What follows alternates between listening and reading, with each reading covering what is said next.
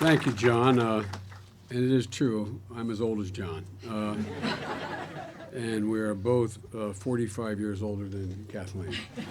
Um, I'm going to do what John did. You couldn't see from here, but John skipped about 15 pages of his speech because he and I come from a political background. We know that if you ask an audience, no matter who the speaker is or how collectively number of speakers are, to stand more than 15 minutes, you lose them all. And you're beyond 15 minutes already. So, John, thank you for your passion and perseverance and the incredible energy you've shown in representing American interest around the world. I have been here for, I have to admit, 8 presidents, and I've never seen a man or woman with as much energy and commitment as you have shown, John, and we thank you for that. And to the members of the Diplomatic Corps, to Evan Ryan, who is the Assistant Secretary of Education and Cultural Affairs, one of the most talented people to occupy this office in my view, to Roberta, who has been the source of my collective education here.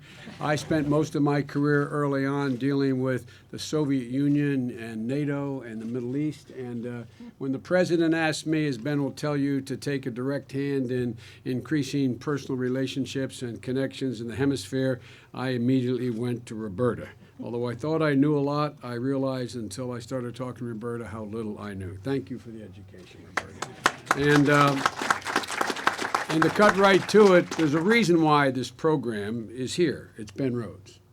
Now, obviously, it's the President of the United States, but Ben has been the engine behind making this happen.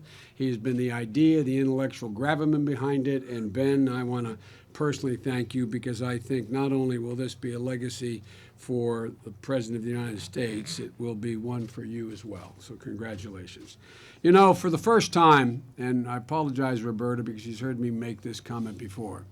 For the first time in the history of the hemisphere, you can look at the hemisphere and see the possibility of a democratic, middle-class, secure hemisphere from top to bottom. That has never, ever existed in the history of the hemisphere. And this is a fairly propitious moment with middle class in Latin America and the Caribbean that is 275 million strong, a region that's becoming and will be the epicenter of energy in the world. This will be the epicenter of energy production in the world. A hemisphere where we have an unbroken line of free trade agreements stretching from Canada to Chile and a $1 trillion already, $1 trillion trade economy in North America alone. 40% of all of American exports go within this hemisphere, and that is destined to grow. I do not say this as a criticism of any other part of the world, but I believe the economic muscle and might of the 21st century will reside in the Western Hemisphere because of the incredible potential that exists here. And that's part of the reason why the President has John focused on this, has asked me to join John and Roberta to help deepen the engagement in the Western Hemisphere. But our ability to make good on these incredible opportunities and expand depends on our populations being very simply more connected.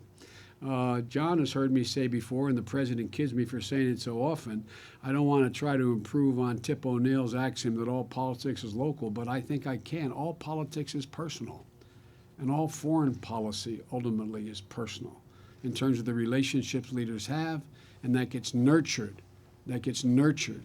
by the exposure of those future leaders to the culture, the language, and the politics of one another's country.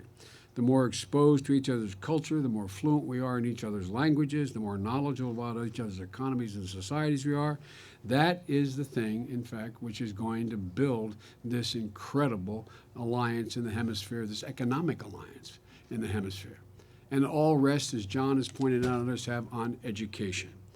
In our country and the remainder of the hemisphere, there's a need for new skills training to sustain economic growth.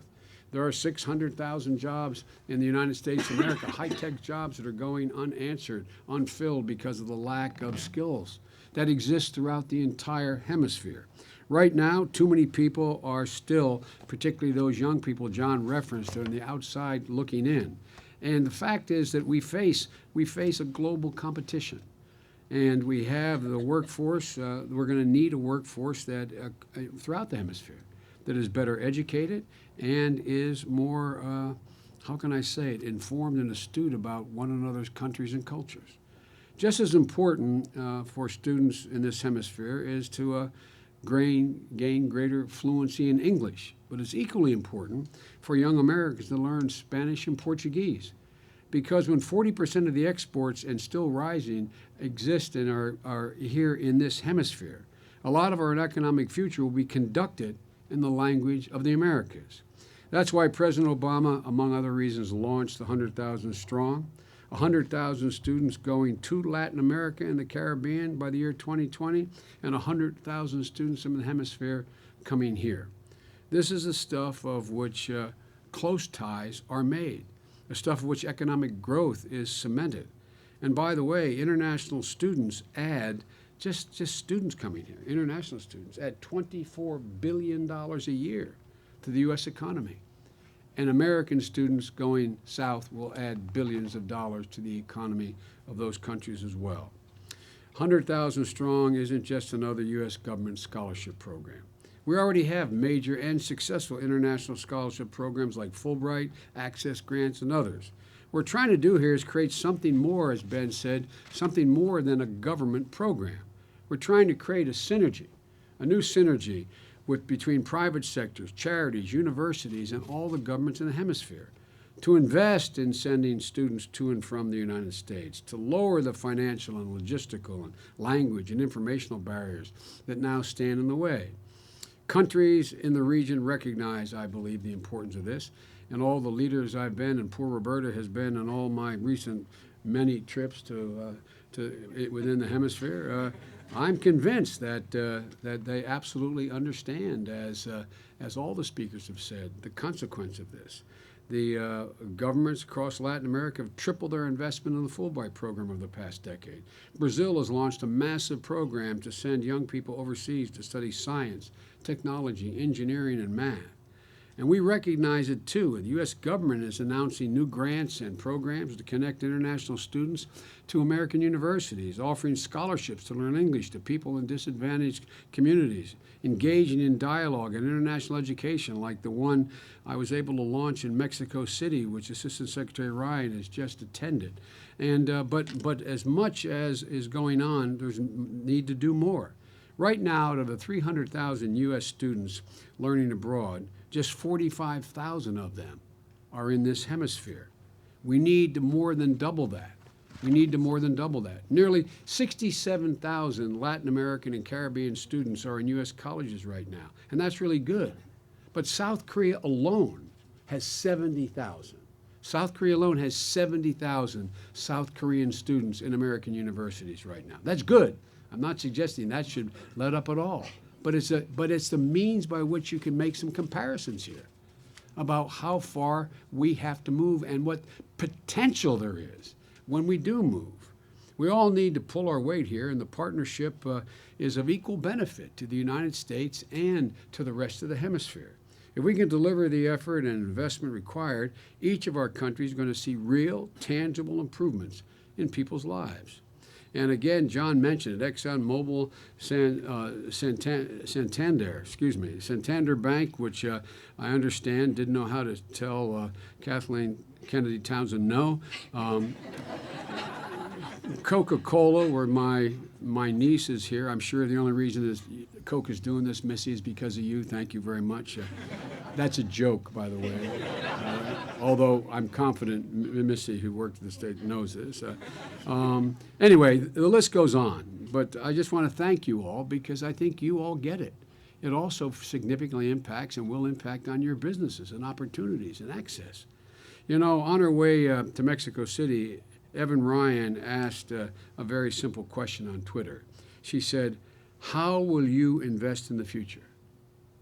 That's basically the question that we're all asking right now. We think we have the answer. Because if we invest in the future, there's going to be no limit to the possibilities that are available to us in this hemisphere. I'm convinced that the greatest opportunity, economically and politically, in the next 25 years exists in this hemisphere. Think of what we're doing on TPP It's not just about our relationships in the Pacific Basin. It's about Latin American Pacific nations being part of this. It's about expanding, I believe, not just arithmetically, but geometrically over time, the opportunities that exist. And that brings stability. That brings economic growth, brings stability. There's no reason we can't, as I said, be the epicenter not only of energy here, but the epicenter of ideas and technology and breakthroughs over the next 25 years. But we have to invest in our young. We have to feed their minds. We have to give them real opportunity in order to see the world and take part in it. You know, the single greatest gift I think we'd all acknowledge, and you're all sophisticated people gathered in this room, and those of you who are in public service, ambassadors and members of governments of other countries, it's obviously not the economic opportunity you provide your children. The great advantage they get is they get exposure. They get exposure. When you think about it, what's the one thing you can give your child that is most likely to impact upon that child's stability, future, and well-being? It's exposure. It's exposure. I remember my son working overseas calling me. I want to tell you what company he's working with. He said, "Dad, these guys aren't that smart. I can do this." It was an American company he's working for. He said, "They're good, but I can do this." Think of all of your personal experiences. What made you think, if you didn't come from a position of privilege to begin with, what made you think you could do what you're doing? You saw other people doing the same thing you're now doing and said, "I can do that. I can do that." That's what this is all about. That's what this is, at the bottom line, what it's all about. You know, William Butler Yeats said, education is not filling a pail, it's lighting a fire. I've been doing this a long, long time. I have, just since I've been in this job, I've traveled over 900,000 miles. I've traveled millions of miles and met every major world leader in the last 40 years, just because of my position, not because of any consequence.